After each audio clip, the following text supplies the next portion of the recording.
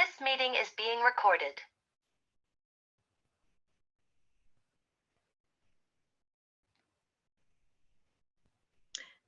Welcome all for joining. We're here today for Melinda Brianna Epler's esteemed speech on her popular TED Talk and her new book called How to Be an Ally. This interactive workshop provides actionable steps for leaders to take to be better allies and advocates for people with underrepresented identities with their workplaces. Also here today is Adrienne to help out on our presentation, and we also have tech support available. Questions are welcomed. Please post within the Q&A section, and they will be answered at the end of the talk. Take away, Melinda.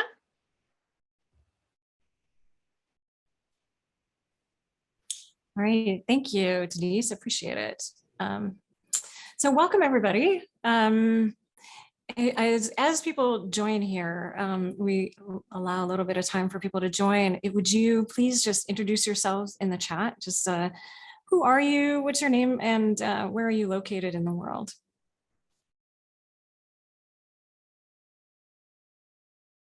And I think, you know, in this session, we'll be using the chat here in Zoom. I know there's also a chat in WOVA as well.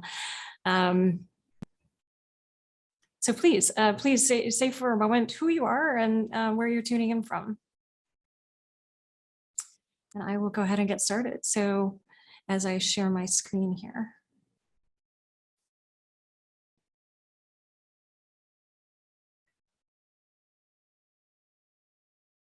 And thank you, Adrienne and Pam, Casey, hi. Brianna, what a great name. That's my middle name. And Ina, is that right? Awesome. Good to see you all. Great. So I want to start here with just a quick acknowledgement that I live and work on the traditional lands of the Ramaytush Ohlone people in Yelamu. And I recognize their elders and leaders, past and present, and the need to continue to redress the historical and current harm to Indigenous communities. So if you live and or work on Indigenous lands, I encourage you to get to know a little bit about the history and get involved in repairing that past and current harm. Lots of resources out there for you to learn more. So I want to start with this. I have been working on diversity, equity, and inclusion and social justice for a long time. And here is what I've learned first and foremost. There's no magic wand that creates diversity, equity, and inclusion. It's you and me creating change one person at a time, one act at a time, one word at a time. So for the next 90 minutes, we're going to dive into what these daily actions might look like for you. So I am Melinda Brianna Epler. I'm the founder and CEO of Change Catalyst. And I'm a diversity, equity, and inclusion speaker, advocate, and author. My new book, How to Be an Ally, was recently released by McGraw-Hill.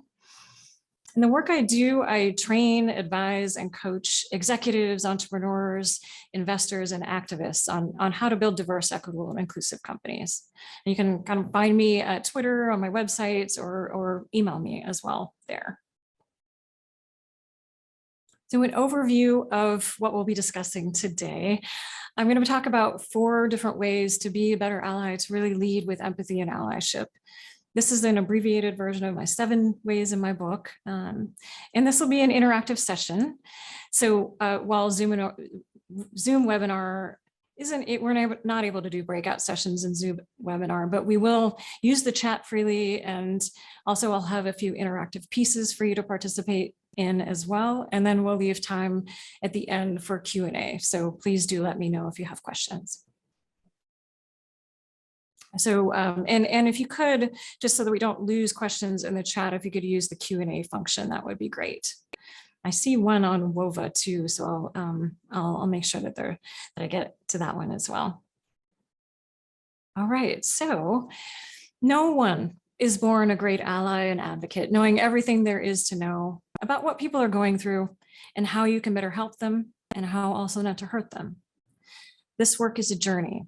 I certainly wasn't born knowing how to do it all. I did have a a life that kind of uniquely prepared me. And then we all have our aha moments along the way. So I studied cultural anthropology and behavior science, and then worked in the film industry for about 10 years as a documentary filmmaker in LA, using the power of storytelling to create social change. And from the film industry, I started working with NGOs, with nonprofits, with academia, and some Fortune 500 companies on how to increase their social impact using behavior science, systems design, storytelling, and community building. And eventually, I made my way to become an executive. So about 9 years ago, I was an executive at an international engineering firm in San Francisco. It was my dream job in a lot of ways. It was a culmination of many of the skills I've acquired over the years. So I was the head of marketing and culture. And I also worked with the nation's largest healthcare systems, using technology and culture change to radically reduce their energy and water use and to improve their social impact. I was creating real change in the world, and I was really proud of my work. And at the same time, it became one of the worst professional experiences of my life. While there were some bigger issues, most of what happened were little behaviors and patterns that chipped away at my ability to do my work well. They ate away at my confidence, my leadership capacity, and my creativity for innovation. I was dismissed. I was not listened to. I was talked over. I was interrupted. My experience was regularly questioned. And I was belittled to the point where, despite my track record of success, even in that workplace, I began to question my own expertise, my own experience. I was the only woman on a leadership team of 19, and I could have used an ally. Behaviors and patterns like this every single day, they can wear you down. Former White House CTO Megan Smith calls it death from 1,000 paper cuts. The little things every day, again and again. At a real low point, I read an article about toxic workplace culture and microaggressions. So microaggressions in the workplace are everyday slights, insults, negative verbal and nonverbal messages, sometimes intentional, but usually not intentional. That they can impede your ability to do your work well. They can make you feel unsafe, belittled, disrespected, unheard, othered, marginalized, and like you don't belong. And that sounded familiar. I realized at a certain point that I wasn't failing, that it was the culture around me that was failing me. And the culture was not created for me. No one made space for me in that culture. And I wasn't the only one. Looking at our data, we had high turnover rates for women and people of color. And similar behaviors affect people with underrepresented identities of all backgrounds in the workplace, especially in tech. And that can have a real impact on our colleagues, our teams, our companies, and our collective capacity to innovate. So in that moment, you're confronted by a microaggression. You can have an amygdala hijack, that physical signal in your brain that produces a fight, freeze, or flight response. For me, I freeze or I look to fly out of that really quickly. It's different for everyone. Think about what it is for you, and recognize when that amygdala response kicks in. It can take over your thoughts. It can make it difficult to innovate. It can make it difficult to do your work. And then on top of this, in addition, the accumulation of regular microaggressions over time can have a long-term impact. So several studies have shown the long-term biological, cognitive, emotional, and behavioral effects of continued stress from microaggressions. Then there are intergenerational effects from discrimination that can be passed down from one generation to the next as well on top of this. So that they can be passed down through fetal cells as well as through our words and actions. So this can affect people's lives long-term. And it can change how you show up at work over time. So you might internalize that negativity and begin to believe that you're not good enough. Despite all of your skills and success, you're told over and over again, you're not good enough. You might start to believe that. It's called impostor syndrome, right? That feeling that you're not good enough to lead despite all your success and expertise. Or you might find a way to cope by covering a piece of your identity, for example, out of fear. Or code switching, being somebody different at home or outside of the office, and then switching to conform to the culture at work. you're not showing up as your full self, you're not thriving, and that's extra work. It can also present as a lack of productivity or lower engagement levels, physical and mental health issues, and then leaving the industry or leaving the company, that turnover. So 40% of women engineers leave engineering compared to 10% of men. And most of those women go on to be leaders in other fields.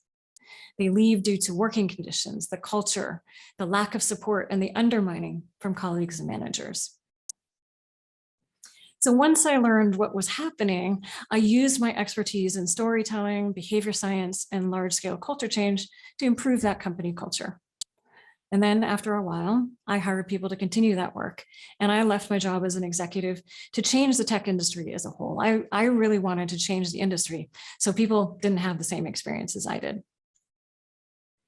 So I'll say again, having done this work for a while now and across the globe, I've seen so many people and companies look for quick solutions, that one magic training, that one magic app, but there is no magic wand that creates diversity, equity, and inclusion. It really is you and me, you and I, taking action together, step by step. And we make a mistake when we see diversity and inclusion as a side project, the diversity folks, the people team, the ERGs are working on, rather than this work that's inside all of us, and we need to do it together. So many people have underrepresented identities and experience discrimination and barriers. Women and people who are non-binary. And this talk and this event is about women, but I want to remind you that women are intersectional, right? So also across racial and ethnic minorities, indigenous, in tech, indigenous, Black, Latinx, or Hispanic, and some people with Asian identities as well are underrepresented. While Asian men are overrepresented, like white men, Asian women are underrepresented, as are Southeast Asian people. And then there's also a bamboo ceiling as well. So as you rise, there are fewer and fewer Asian people.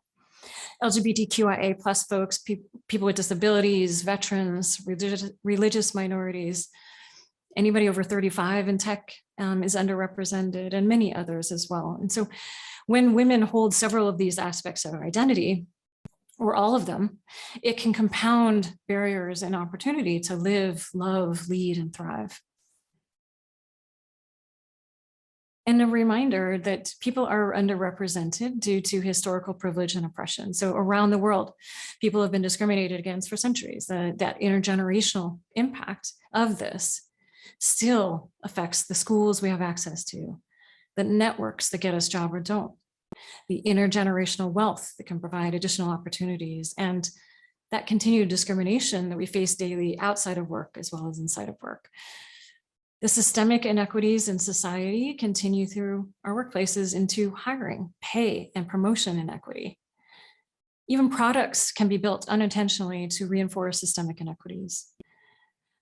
Personal biases can play a role throughout hiring, promotions, reviews, even who gets to speak or lead in meetings, how projects are assigned, who gets the stretch assignments and the big breaks. And then cultural marginalization as well in popular culture, workplace culture, the stories that we tell, who tells those stories, what we see in those stories, who we see in those stories. Daily, over and over again, the marginalization can also wear you down. And so how do we solve all of this? How do we solve this? I don't believe that we'll radically shift these until we reach a critical mass of allies and advocates, people working to actively create change together. So allyship is recognizing that there is this imbalance and opportunity and using your power and your influence to change it. And we all have power and influence. At the basic level, allyship is empathy in action. It's really learning, showing empathy, and taking action. So seeing our colleagues and our team members and our customers, learning what they're uniquely experiencing and supporting them, taking action to support them. Allies understand there is that imbalance and opportunity for women and people with underrepresented identities, and we work to change that. So everyone has an opportunity to succeed and thrive. So rather than being a bystander, an ally takes action. Who is an ally? Everyone from every background. I believe in the power of mutual allyship.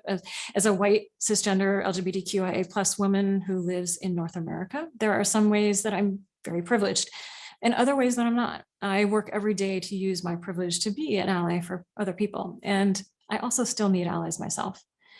All of us can be allies. And I suspect all of us have had allies show empathy and take action on our behalf at some point in our lives. So often small acts of allyship can make a big difference in people's lives. These are a few examples of the many ways that people say allies have impacted their lives from a global study that we did on allyship at Change Catalyst. And you can find out more about that study if you're interested at ally.cc/report. So we have thousands, we collected thousands and thousands of responses here. I'll just call out a few here. So supported my ideas and gave me confidence. Stood up for fair pay, put in a good word for me, ensured I was recognized for my work, looked out for my well-being, mentored me on how to become a leader, advocated for my promotion. I was new at my company as a project manager, and a director from another department chastised me in front of my project team. My ally stood up for me and acknowledged that I was treated poorly, or simply hired me and gave me a chance. So I want you to think for a minute, how has an ally stood up for you in your life? How has an ally helped you in your career? Just take a moment to think about it for a minute, and then, you know, this could be big or small. It could be in your career, outside of your career, and in life. How has an ally made a difference for you? Whether they stood by your side or helped you move forward, remove barriers for you. So I'll give you a moment to think about this. And then when you have it in mind, would you go to menti.com and use this code here, or you can just scan it on your QR code and do it on your phone as well. So I'll give the introverts a moment and everybody to process their thoughts first.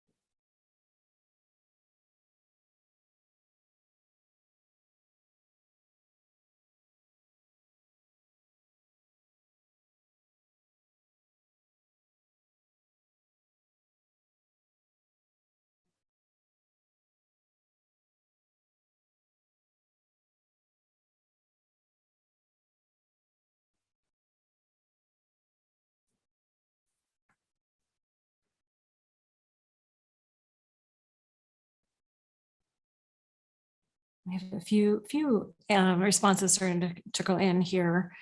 I know there's lots more folks on the call, so please do just take a moment to type in a few thoughts here.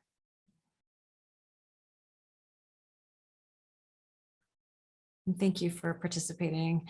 And feel free also, if you want to use the chat to share any other details about your past experiences with allies. I'd love to learn more too.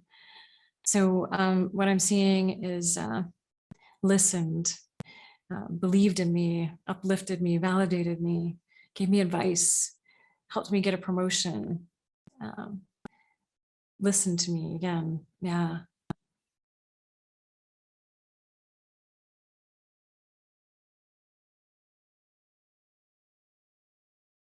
All right, I will keep going here, but please feel free, please continue to share, and I can always circle back if there's more. Okay. So, and I'll share it here too, from our research, looking at what people want from allies, we found 17 different themes over the years of what people want from their allies. And then when asked to prioritize, overwhelmingly, we found that people want their allies to trust me, to give me confidence or courage, and to mentor me. And we saw a couple of those show up in your own responses, followed by recommend me for an opportunity, take action when somebody does or says something harmful to me. And so it's important to note that this is a little bit different depending on your identity.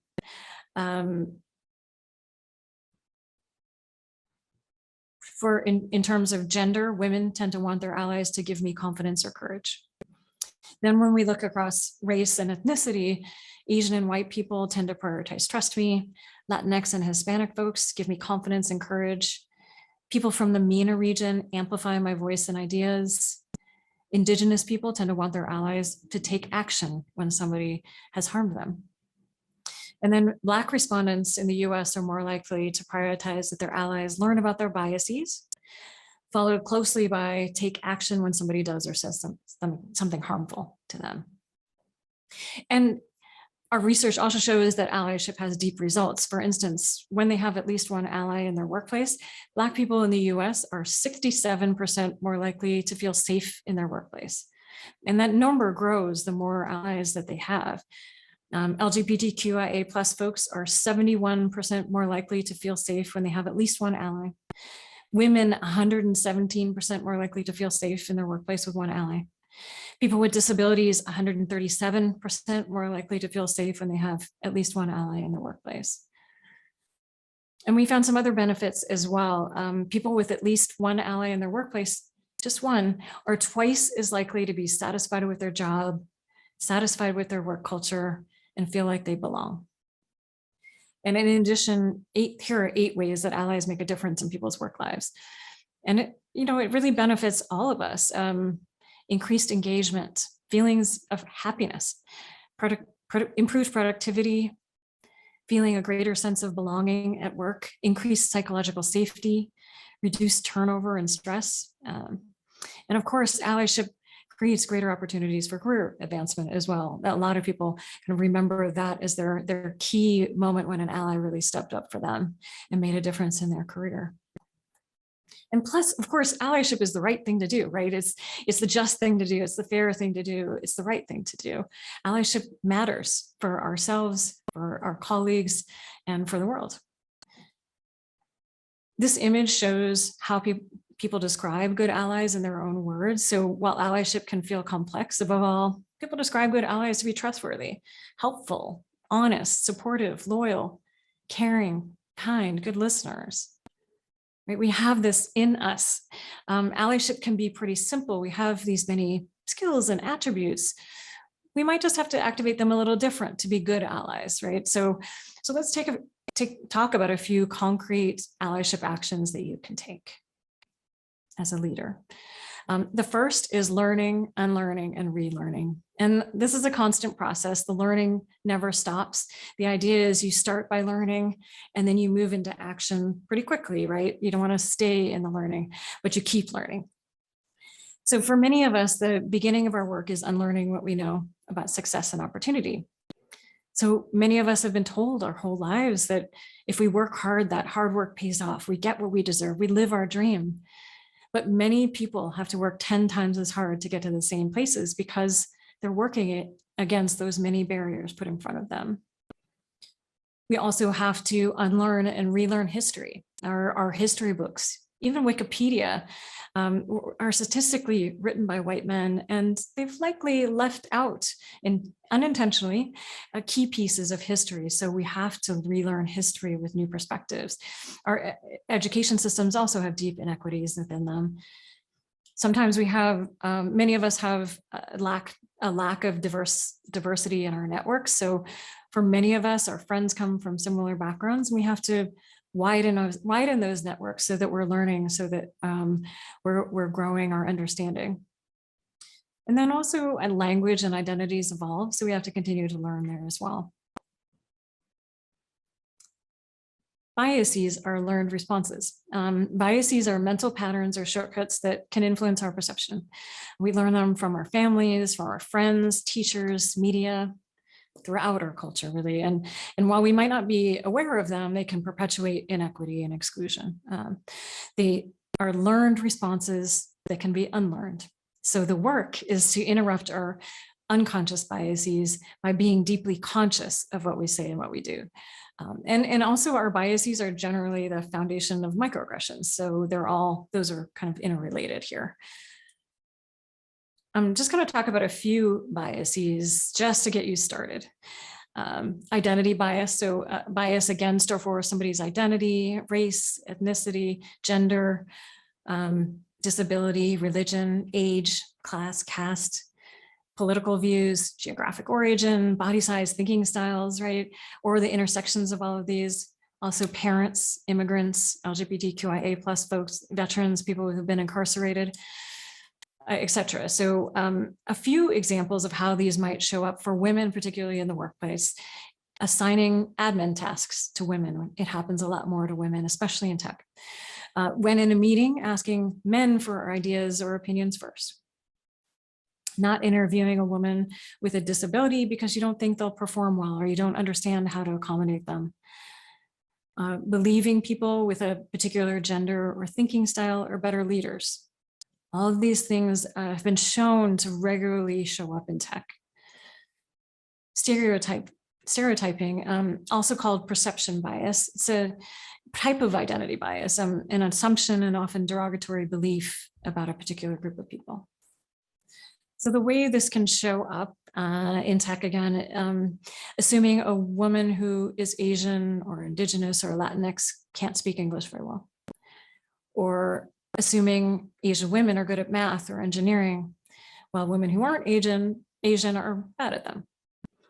In job performance interviews, describing an assertive woman as aggressive, an assertive man as confident.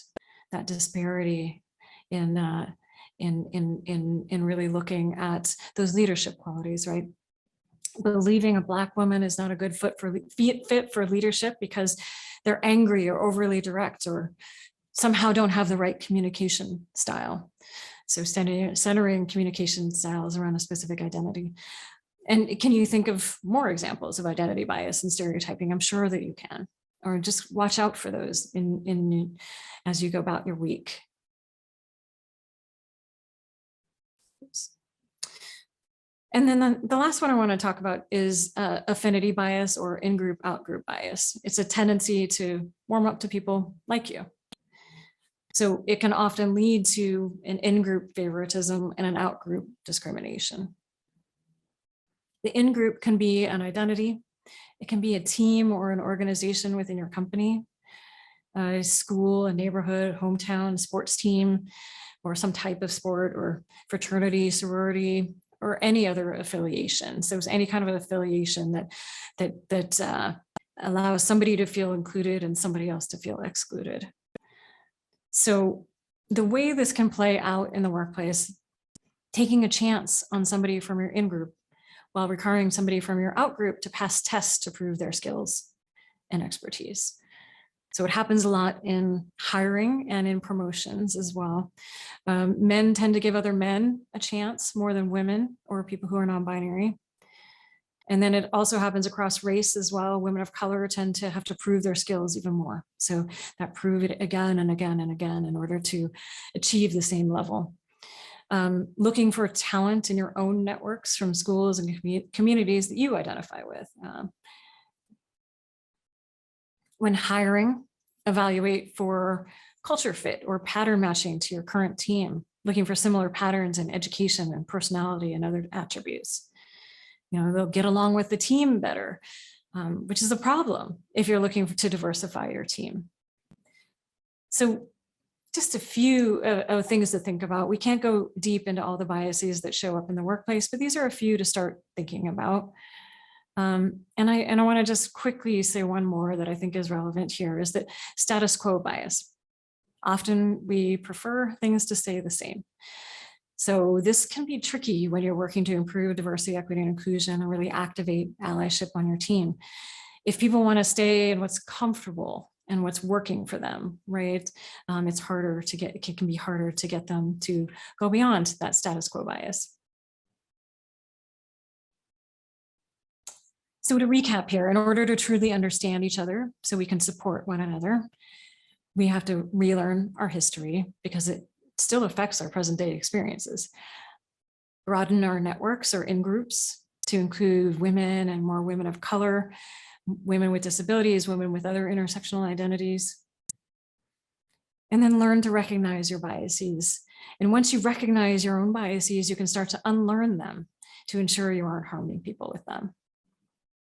So listen to your teams when they share their experiences, do some good hard reading, follow underrepresented people on social media, go to events created for diverse people, and really actively learn, unlearn, and relearn.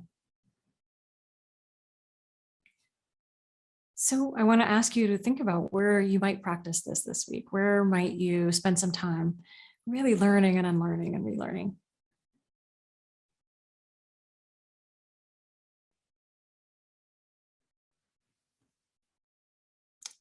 This work starts from within, and we so often want to look outwardly. As an ally and as a good leader, we're often told we need to step up and step in, right? And yes, and before we step up and step in, we actually have to do the work to look inward, to see what we might be, how we might be harming people ourselves. That hard work. As a leader, you don't want to harm people. You want them to show up as their best selves so they can be productive and creative and innovative. And it starts with each of us taking one action at a time, doing the work to ensure we aren't harming each other. We get to know ourselves and we become really truthful with ourselves. There's that internal investigation, do that difficult and vulnerable work to unlearn and relearn. And once we do that, then we can show up as leaders to interrupt those biases and microaggressions when we see them. So the second is to do no harm. We all harm people without intending to. Most microaggressions and biased decision-making is unintentional. It's built over years of conditioning, which means we have to do a little work to counteract them. So doing no harm includes doing something, right? Because when we don't act, when we're complicit in what is, which can be unfair and inequitable, we're contributing to it. So do something. Give people your full attention. So put down your phone, close your laptop if you're in person, or the tabs in your browser if you're virtual, and really pay attention. If somebody's new, the only person like them in the room, or they're just nervous, it can make a huge difference for them. Don't interrupt. Women are statistically more likely to be interrupted, so take a step back and listen. And notice who's taking up the most airtime in your team conversations. Work to change that. Learn the language that people use to describe their identities. Know how to pronounce their name. You can ask them when you first meet them and then write it down phonetically so that you remember it. Understand their pronouns and use them correctly, he, she, they. Describe their learn how to describe their disability or religion or ethnicity. Because it really matters to people. If you don't know, it's okay to ask. And then do the work to reduce and eliminate your biases and microaggressions. So really spend some time learning more about these because they can add up to significant harm over time. We'll talk about microaggressions a bit more in a moment. And there are several resources out there where you can learn more. My book has a couple of chapters dedicated to these. There's several other books that are focused on microaggressions, and then lots of articles out there as well. And often this means really spending a little more time checking in with yourself before speaking or acting. It's called self-regulation. So essentially that is pausing and doing the work to empathize and humanize the person that you're interacting with, acknowledge any biases that might be coming up, and then reframe your words and actions before they come out so that you're not unintentionally harming somebody. So really, sometimes it takes a little bit of work to just pause, rethink, and then speak or act. And then that constant reflection and improvement is important as well. So really learn how your words and actions might impact people and filter them so they do no harm.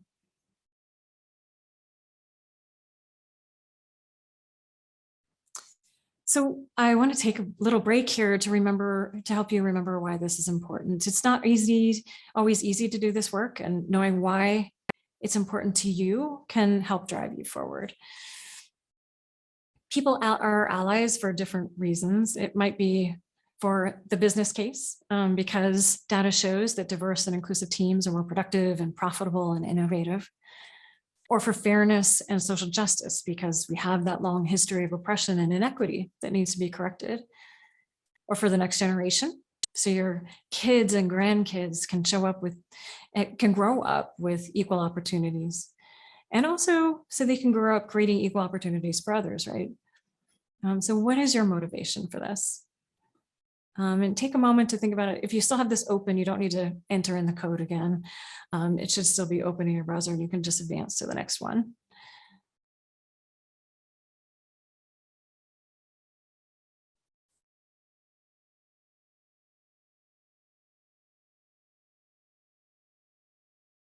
What is your motivation for being an ally?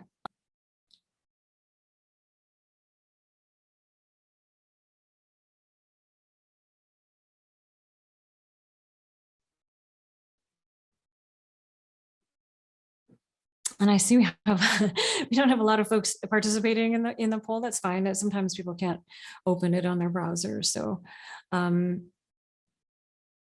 can also share with you what our data says in case you're curious of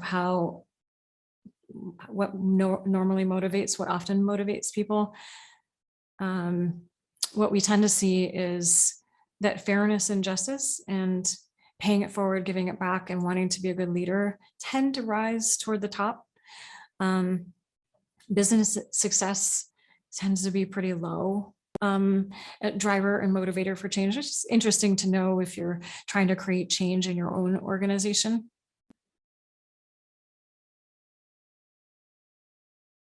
And then the second question here, what are your biggest challenges at an ally? Interesting, my gender, being heard, dismissed, taking action.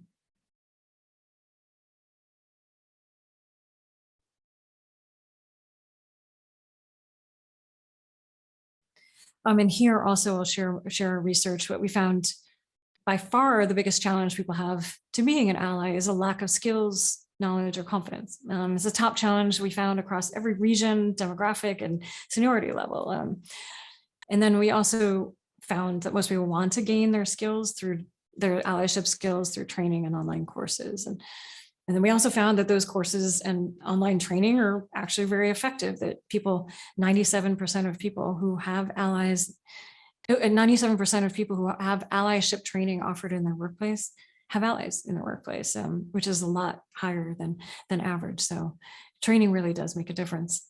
And the second thing that came up for a lot of folks is lack of time or patience or priority, or not being in a supportive workplace for allyship to feel safe or encouraged.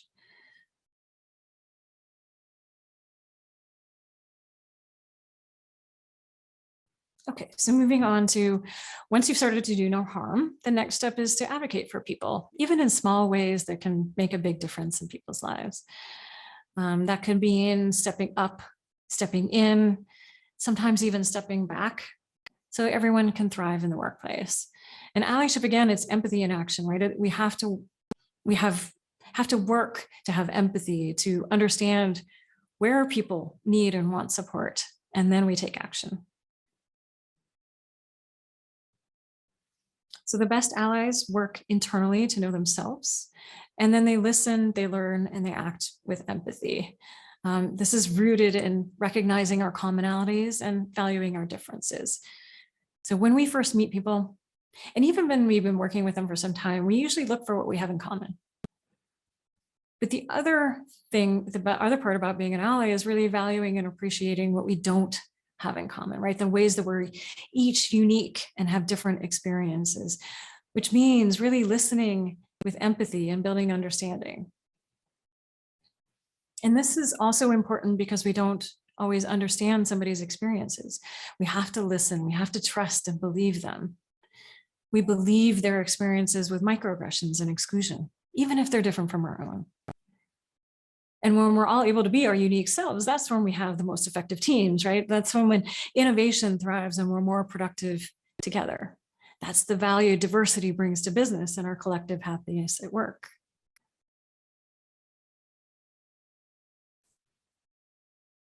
So we don't often talk about what empathy is, and this is important. So let's break that down a bit here in the actions behind empathy. This is a model we use at Change Catalyst, adapted from Teresa Weissman, who's a nurse, and her work is used to develop empathy in physicians and nurses. It is powerful for all of us. So there are two parts to empathy: insight and engagement. And insight is what we really focus on most of the time. Engagement, we focus less on. And so that is equally important. So we'll talk about both. So to gain insight, we see their world. For this, you have to be present. You have to be open and take in their perspective, right? And then we work to understand their feelings, not how we might feel in that situation, but how they feel. And these can be quite different based on our experiences, right? Then we engage, we show appreciation, we appreciate them without judgment. Without minimizing their experience, we trust their experience. And then we communicate that understanding. We show empathy. I see you, I hear you, I care about what you shared. When we lead with empathy, we hear and believe people's unique experiences, and then we act in solidarity. So we see their world, we understand their feelings, we appreciate them without judgment, and then we communicate that. We communicate that we understand. And empathy is like a muscle. You have to practice to build your effectiveness. So please do practice this. And thank you, Mark, for sharing that link. So putting into practice leading with empathy and taking action when you see somebody experiencing microaggressions.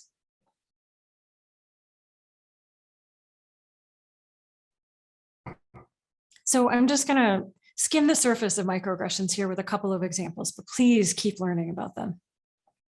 So remember that microaggressions in the workplace are everyday slights, insults, negative verbal and non-verbal messages that can make you feel unsafe, belittled, disrespected, unheard, othered, and like you don't belong. So there are a few types of microaggressions. We give the most attention to verbal microaggressions. So here's just 3 examples. This is from photographer Kian Kim, who asked her friends to write down an instance of a racial microaggression they faced. And again, while we're talking about women are intersectional, right? So here's one: where are you really from? Implying that she's not American in this case.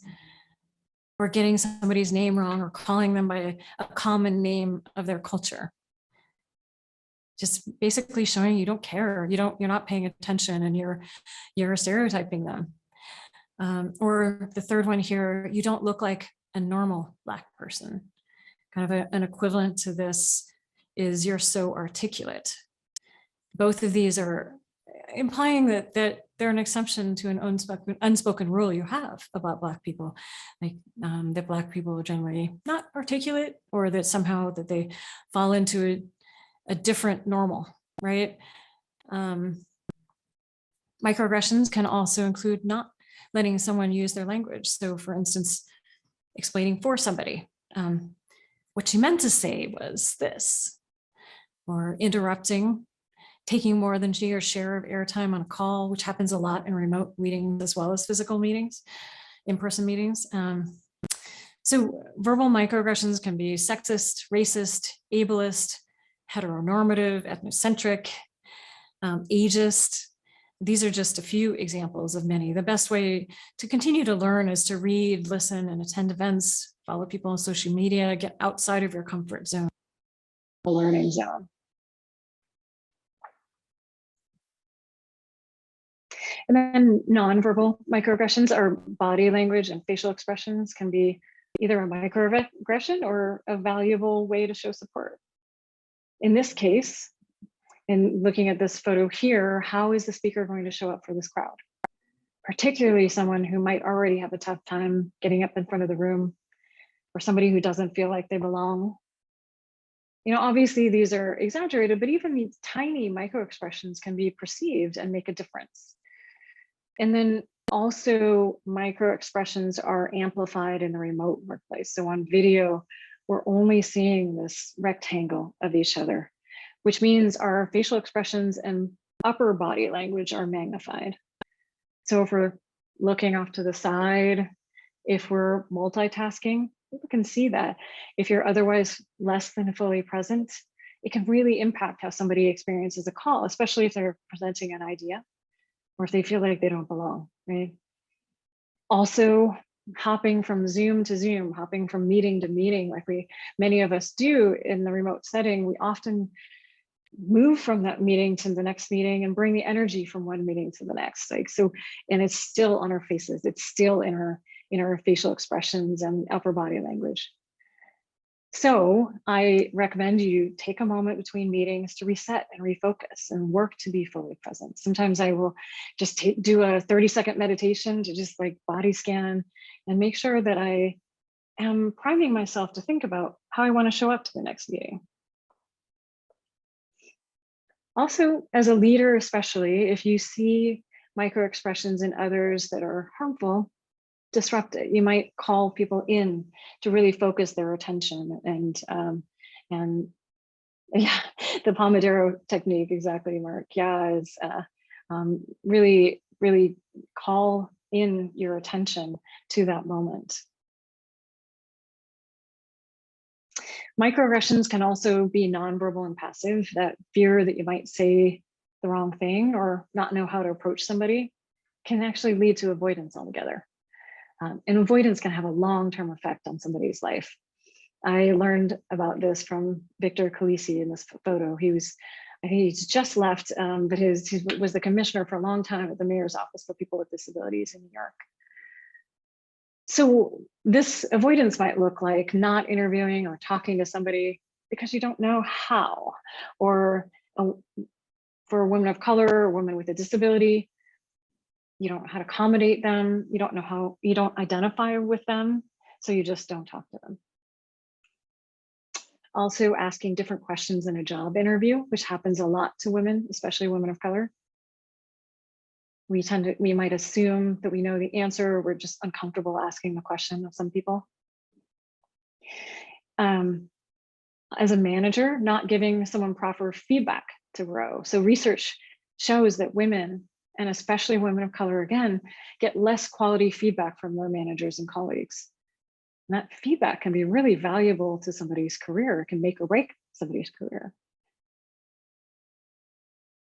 And even something as simple as avoiding the seat next to a person with a marginalized identity, whether that's on a bus or in a board meeting, who do you sit next to?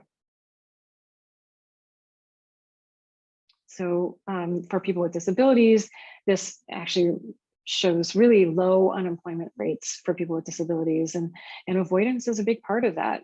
Also for women and women of color, not getting promoted and as fast as men. All of this is a part of avoidance, is a part of this. And it's even easier to do in the remote workplace. So if you're working remotely, be really conscious of this. Are you avoiding people because you have a fear of doing or saying something wrong, or you just don't want to deal with it? So you just don't do it. You get too busy and you just don't spend the time with some people versus others. It makes a big difference in somebody's career. And the last microaggression I'll talk about here is environmental microaggressions. So we're coming to terms with this a lot as a society over the last couple of years since George Floyd was murdered. Daryl Wing Su, who has done a lot of research on microaggressions, calls these microaggressions assaults, insults, and invalidations, which are manifested on the systemic and environmental levels. So that looks like mascots or advertisements that might show sexist or stereotypical imagery or cultural appropriation, or office decor and presentations that aren't diverse, spaces that aren't accessible. Not having a mother's room can make a big difference for women. I worked in an office once where a nursing mother had to pump in the broom closet. Now, obviously that does not make you feel like you belong. Experiencing regularly in the news, experiencing anti-Asian, anti-Black, anti-Indigenous, anti-LGBTQIA+ violence and injustice. And that affects people in their work lives. And so recognize that trauma that people might be experiencing and give them space and time and grace, check in with them. Also make sure that anything that you create in products, in marketing, and your environment, really think about inclusion, think about making sure that you're not unintentionally creating an environmental microaggression. So advocate for people. Intervene if you notice my biases and microaggressions. If you notice any of the things that we talked about, there are ways to intervene in the moment. For example, interruptions. That's an easy one to interrupt. It is an easy microaggression to interrupt, is they just interrupt interruptions. So something like, I don't believe Taryn was finished with their thought. Let's let them finish. Or make space for people in conversations. I know Hadia has been trying to say something for a while. Let's make space for her to share her thoughts. Also echo and attribute. So often a woman has an idea that's dismissed, and then the same idea is brought up by somebody else later and championed. Research shows that this happens regularly. That idea might be brought up by somebody else, 5 minutes later, 50 minutes later, 5 days later, 5 weeks later. When you see this, well, really pay attention to this and notice this. And when you see it, echo the words of the original person's idea and attribute the idea back to them. So, I heard Janice say a while back that same idea, and I thought it was really great. Janice, I'd love to hear more thoughts about, I'd love to hear more about what you were thinking here. So really make sure that you credit the person for an idea. It can change somebody's career over time. Giving people credit on projects can lead to promotions, increased engagement, career advancement. Really does make a difference. Also amplify women's voices. Think about the voices you're amplifying when you recognize people in your presentations, in your marketing and sales materials. Really pay attention to who you're asking to lead projects. Who do you present as experts? Who do you invite to share their expertise? Give people leadership opportunities, refer them for a new role or leadership position, and then recognize that what we talked about earlier, that imposter syndrome, for example, is something that can show up, and people might be less likely to take that opportunity to begin. That's what people want from their allies. What women want from their allies is give me confidence and courage. So give me that confidence and courage to take those new opportunities. And then practice microaffirmations. So microaffirmations are a way we can affirm that trust and build confidence. Really actively listen to people. Show you trust them. Find ways to show that you trust their expertise and their skills. Recognize their achievements, recognize the expertise, the skills, the achievements that they have throughout their career. And give people confidence building feedback. I have when I went to film school, one of my acting teachers taught me something that I've never forgotten, which is that when you work with actors, it's good to give them 2 pieces of positive feedback to begin with, so they know what they did right? So they keep what they did right, and that can help build that confidence and courage. And then give the constructive feedback, because they need that as well to learn and grow. So make sure that you're giving both types of feedback. And then mentor or sponsor. So these are often kind of intertwined and convoluted, right? So mentorship assumes that somebody doesn't have the skills and expertise to navigate their career, to grow in their career. So you want to mentor them to help them build those skills, to learn those skills in moving up in their career. Sponsorship assumes somebody already has those skills and expertise, and they just need doors opened up to them. They need your power and your influence to achieve their next level in their career. So think about both. How might you mentor somebody, and also how might you sponsor them? How might you use your power and your influence to help them grow in their career? So advocating doesn't have to be complex. Even small actions can add up to make a big difference in somebody's life and career.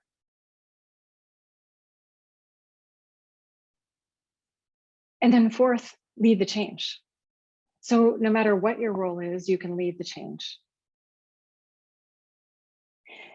As leaders, leading the change means building a culture of allyship where it's normal to be an ally, where everyone is working together to learn, to show empathy and take action as an ally.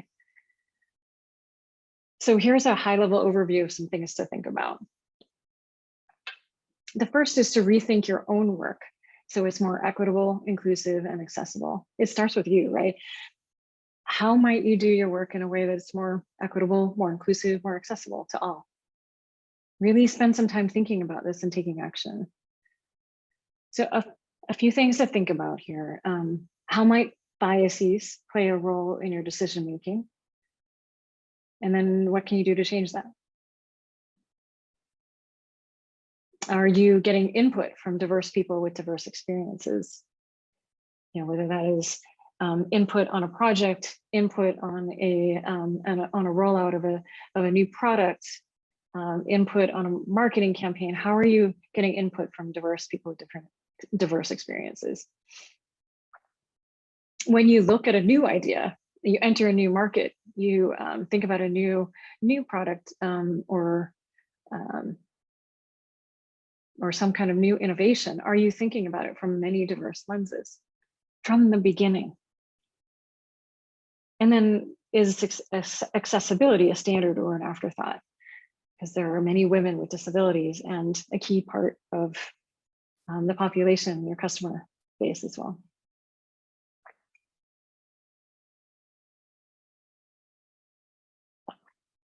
And then model allyship.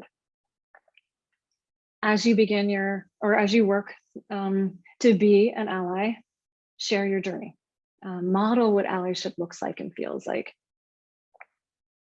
Show that it's okay to make mistakes and on your team, publicly correct your mistakes. That you might say, you know what, I made a mistake the other day and I want to circle back on that and apologize. And here's what I'm going to do to correct it. It's really important to normalize that learning and growth. And so you might, if you lead a team, you might tell your team, here's some of the things that I'm working on to be a better ally, or here's some microaggressions I'm working to not do, and ask for any feedback along the way. And kind of normalize that it's a learning process. Normalize that you're going to make a mistake and correct it publicly so that they know it's okay to do that. Also build allies across your team, across your organization. So what we want to do is create a culture and team norms for allyship. So bring your coworkers, bring your team into this work, encourage them to be better allies. Also outside of work, encourage your friends and your family as well. You can model this outside of work as well. And you might create conversations about allyship on your team, at your company, create some learning experiences with your team. From our research, we know, again, that most people want to learn about allyship through training. So keep that in mind.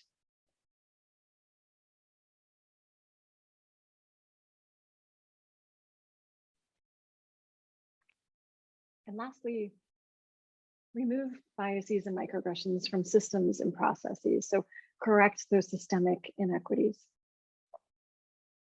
For example, some things to think about here are there ways that you can create more inclusive meeting structures? Ways that you can reduce the microaggressions and biases in the meetings through structure, through processes. How might you help correct any biases happening in hiring and other decision making?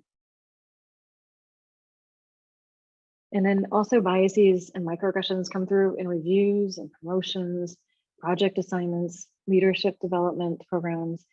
How can you be a better ally yourself and then watch for those and create some norms for improving those together? So these are just a few things to think about, a few examples to think about. How will you lead the change?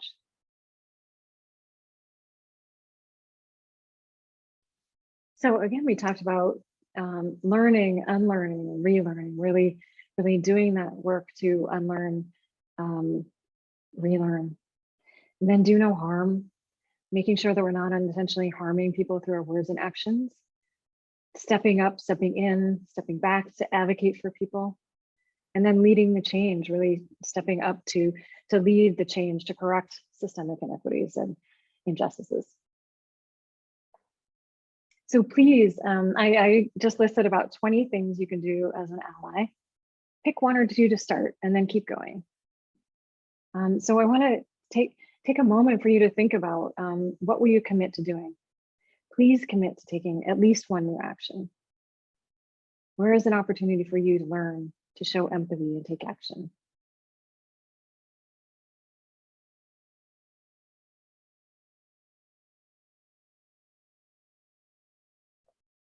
We have a few responses. You can go ahead and share, Minty, if you like. And there are a few responses that have come in. Create a sense of belonging, reduce stress. Nice, yeah, there's a growing amount of stress and burnout, and it's super important for leaders to address that, and it's disproportionate as well as you look across underrepresented identities. Encouragement, validating, listening, uplifting, validating, encouraging, nice.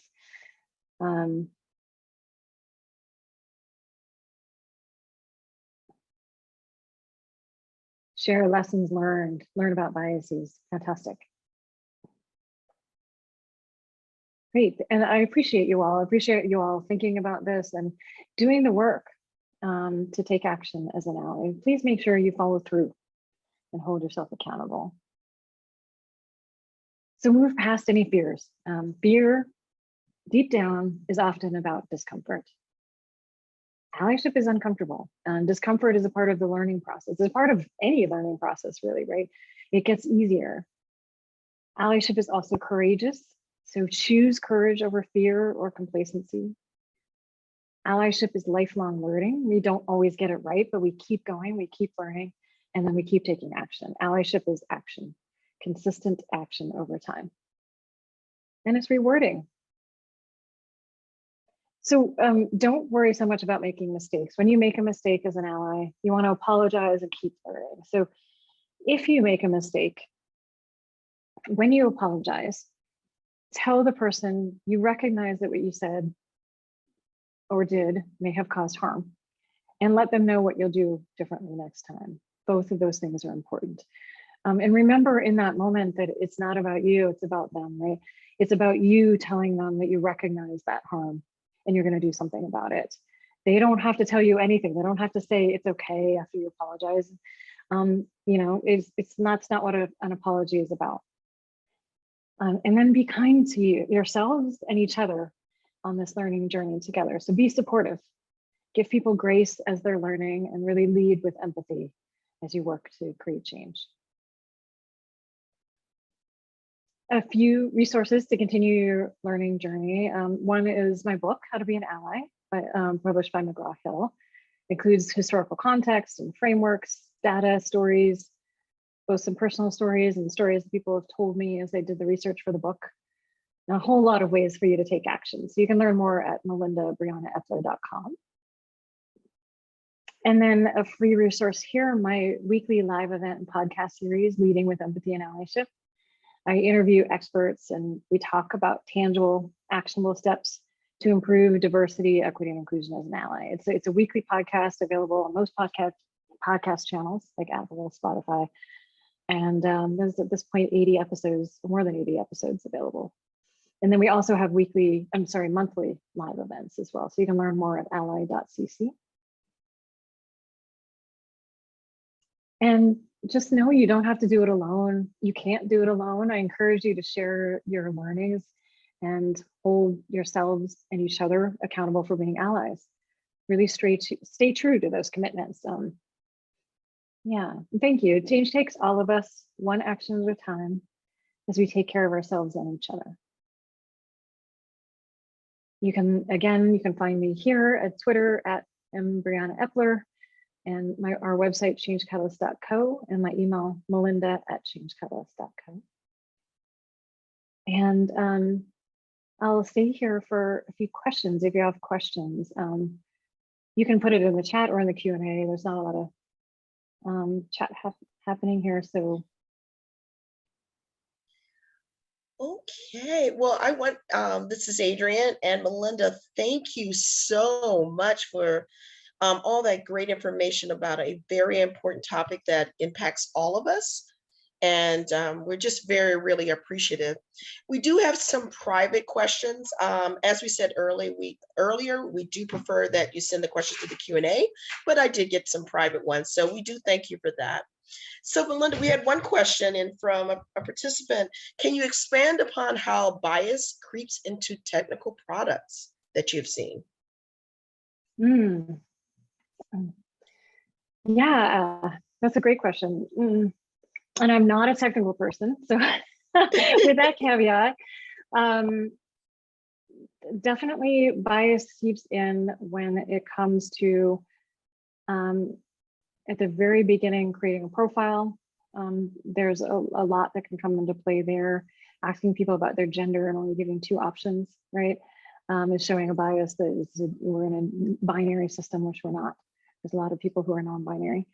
And also it seeps into the other demographic questions that you might ask as well, around race, ethnicity, disability, and so on. Disability questions often are quite biased, or just a lack of understanding. So really, when you create those demographic questions, make sure that you're running them by a diverse group of people. And then also around accessibility, there's a huge bias against people with disabilities being customers. And so as a result, accessibility is seen as an afterthought, is seen as it's too expensive to do that, or it's too time consuming to do that up front. So we don't do it until much later when somebody complains about it. And it's kind of, it's not too late, but it makes it a lot harder to really embed accessibility into your products. It definitely comes out also in the representation, whether that is representation of images or words, language as well. Thinking about what language would resonate with different audiences of different genders and races and ethnicities, disabilities, LGBTQI folks. With a lot of language in tech products is kind of written. Well, it's often, quite frankly, it's often written by white men, and so that it comes from that perspective. And so you need that extra input to really see how it might come through differently. I'm sure there are others as well, but those are just a few things that kind of come to mind for me. And that person says, thank you. That was great. We have another private question. How to best find allies and foster those relationships? Yeah, so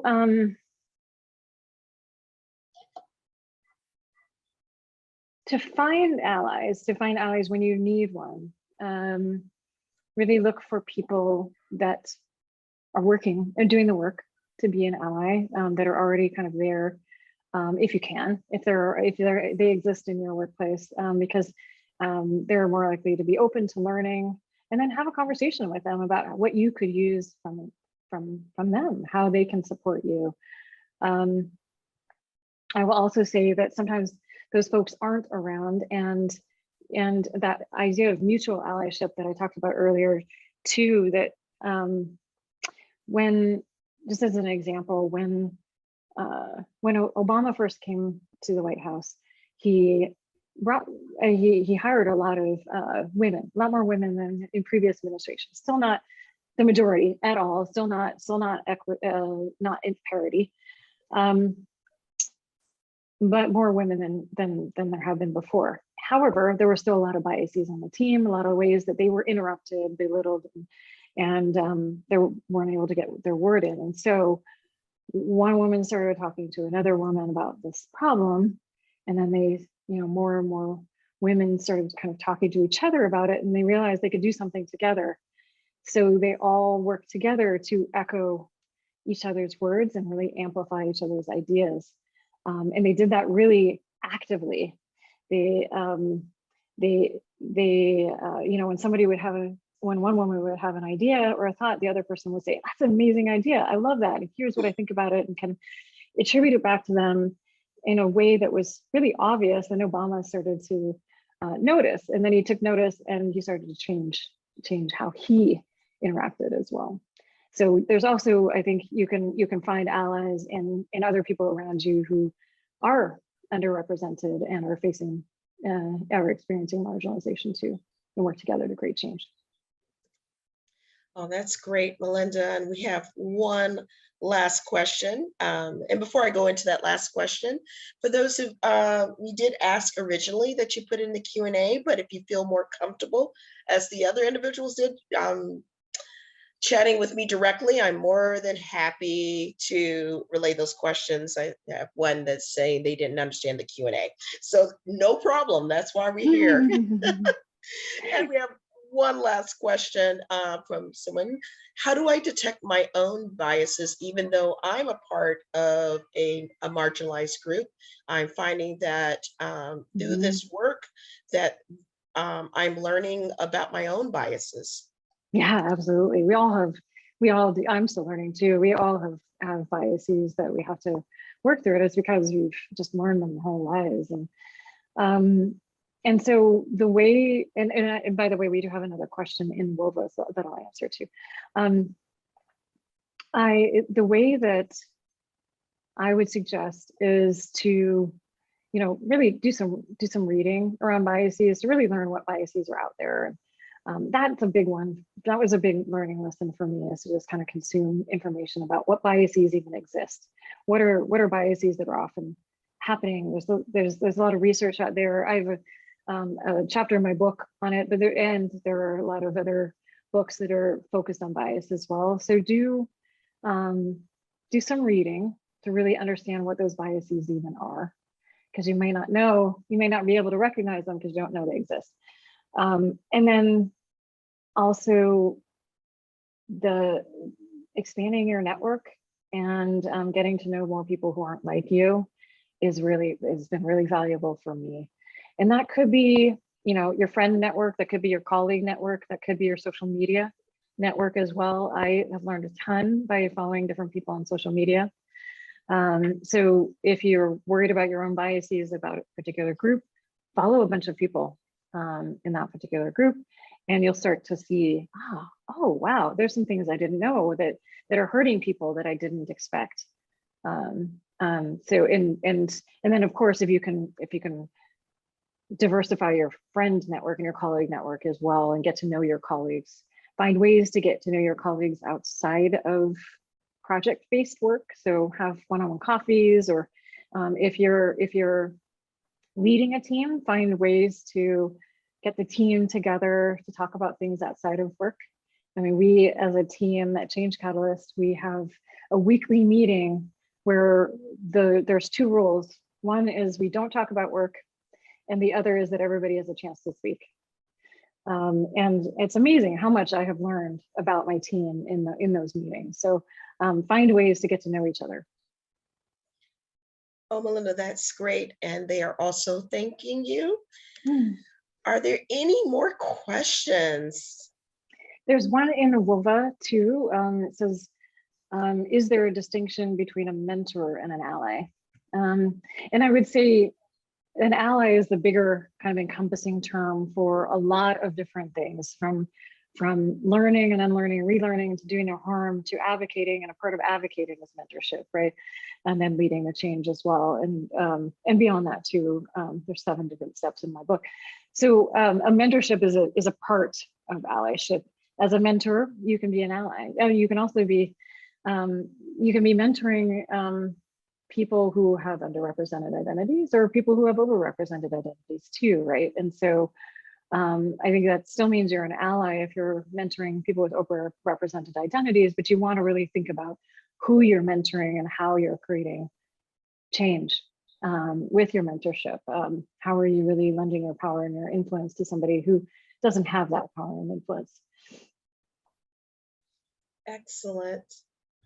All righty. Do we have any more questions? Any more Anything else for Melinda?